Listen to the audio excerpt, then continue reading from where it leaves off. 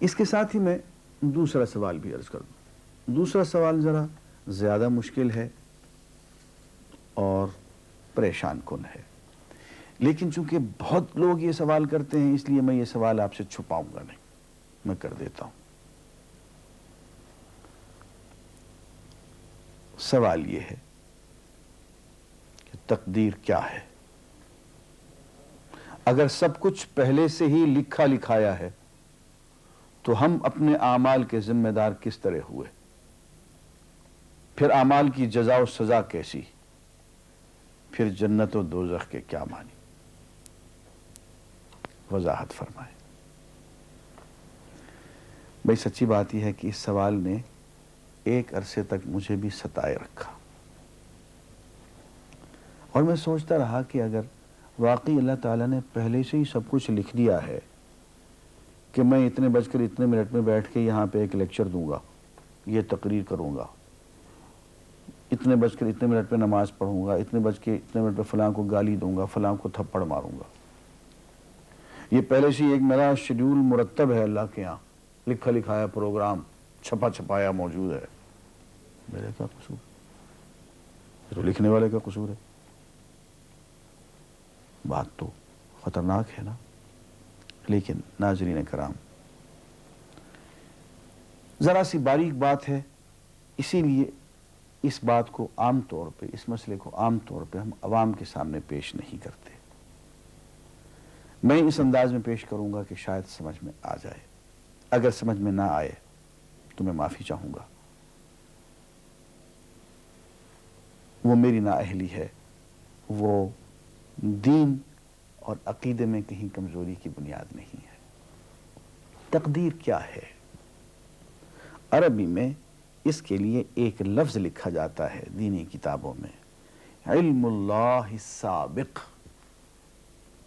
اللہ کا علم جو پہلے سے اسے حاصل ہے. اللہ کو معلوم ہے کہ آج میں اتنے بج کر اتنے منٹ پہ اپنی مرضی سے، اپنے ارادے سے، اپنی آزادی فکر اور آزادی عمل پہ، عمل سے کام لیتے ہوئے یہ کام کروں گا.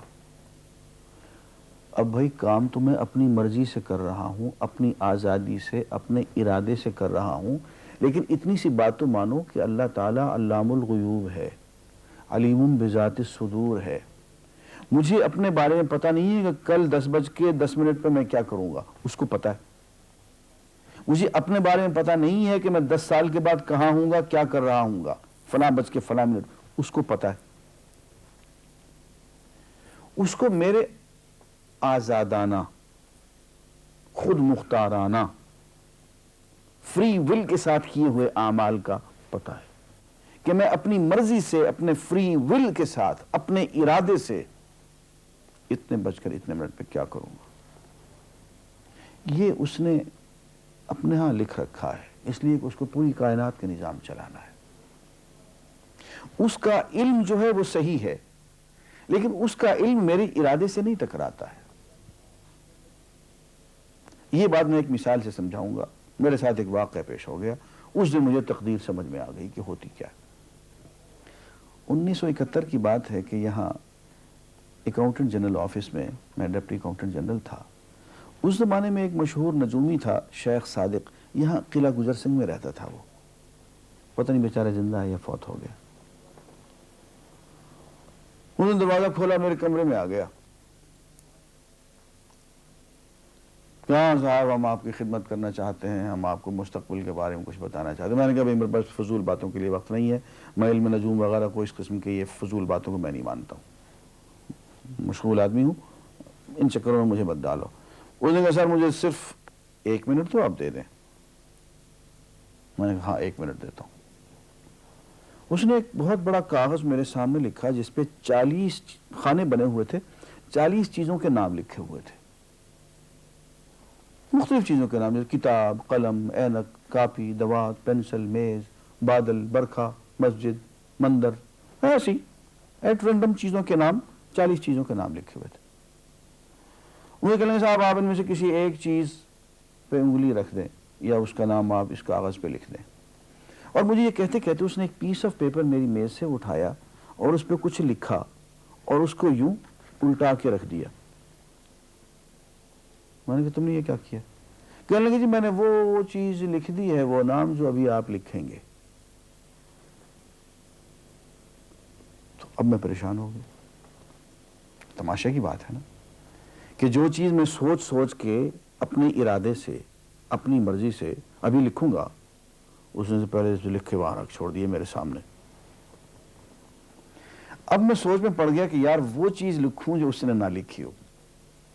کبھی میں اس کا ارادہ کروں، کبھی اس کا ارادہ کروں. تنگ آ کے آخر میں نے کسی ایک چیز کو لکھ دیا، میری یہ ہے. اس نے جب وہ الٹایا تو وہ وہی چیز نکلی. اب پتہ نہیں یہ کیا چکر تھا اس کا، خدا ہی جانے. کوئی اس کا علم ہوگا، کوئی فن ہوگا، کوئی تک بازی ہوگی، تک بندی ہوگی کوئی. لیکن اس دن مجھے پتا چلا کہ یار اس کو جو کچھ میں نے لکھا ہے اپنے ارادے سے لکھا ہے، اپنی مرضی سے لکھا ہے، اس سے پابند ہو کے نہیں لکھا. کبھی اس پہ انگلی لگاتا تھا، کبھی اس پہ، کبھی اس پہ، آخر چونکہ ایک لکھا میں نے. لیکن اس کمبخت کو پہلے سے پتا تھا کہ میں کیا لکھنے والا ہوں، اور اس نے پہلے سے وہاں لکھ کے رکھا ہوا تھا. میں نے کہا یار ایک محدود علم والا آدمی میرے آئندہ کے اعمال کو اپنے ہاں لکھ کے رکھ سکتا ہے، ہرچند کہ وہ عمل میں اپنی مرضی سے کر رہا ہوں، اپنے ارادے سے کر رہا ہوں، کوئی مجبوری نہیں ہے اس میں. لیکن وہ میری مرضی والا عمل، میرے اپنے ارادے سے کیا ہوا عمل، پوری آزادی کے ساتھ کیا ہوا عمل، اس نے پہلے سے اپنے ہاں لکھ کے رکھا ہوا.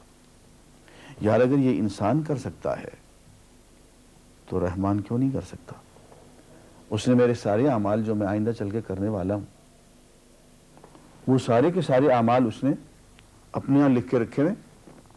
اس کو انتظام کرنا ہے، میرے رزق کا انتظام بھی کرنا ہے، آگے میری زندگی، میری موت، میری قبر میں اکوموڈیشن کا پتہ نہیں کہاں کا میرے اس نے انتظامات کرنے ہیں. تو میرے بارے میں اس نے سارا کا ڈیٹا کلیکٹ کر کے رکھا ہوا ہے اپنی انفارمیشن کے لیے کہ یہ اپنی مرضی سے کیا کیا کچھ کرے گا. تو اس کے لکھے ہوئے ہونے سے میری مرضی ختم نہیں ہوتی، میری ذمہ داری ختم نہیں ہوتی، میرا ارادہ، میری فری ول ختم نہیں ہوتی. یہی وجہ ہے کہ ہم جو اعمال کرتے ہیں اس میں سے اللہ تعالیٰ اس کی کچھ ذمہ داری ہم پہ ضرور ہوتی ہے. کچھ کام اللہ تعالیٰ کا ایک نظام ہے، اس میں شاید ہماری ذمہ داری نہ ہو، وہاں جبر ہو. لیکن کچھ اعمال ایسے ہیں جن میں خالصتاً ہمیں آزادی حاصل ہے، ہمیں اختیار حاصل ہے، ہم ان کے ذمہ دار ہیں. ہمیں ان پہ جزا ملے گی، ہمیں ان پہ سزا ملے گی، اللہ تعالیٰ بچائے. اور جزا ملے گی تو جنت ہوگی، سزا ملے گی تو دوزخ ہوگی.